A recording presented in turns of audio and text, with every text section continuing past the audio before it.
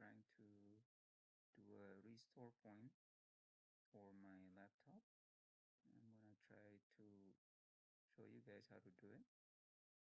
First of all, just type here to search restore point RE. Right there, just type in RE, will come up this one, create a restore point. Just click that one.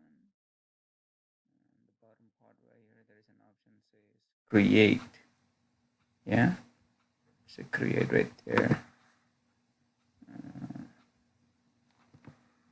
So you go create that one, then you can name it as anything you want. Just gonna put a date today.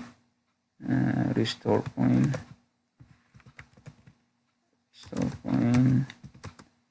Date is 11/7/23. And I click create. And now Windows is creating the restore point. Just be a bit, a minute or two probably. Oh, there you go, it's done. Click OK. And click OK. Now, how do you access that one? The restore point that you just created. Same thing. Just type restore point. There's an option right here above it. It says system restore. Click on that one. Okay.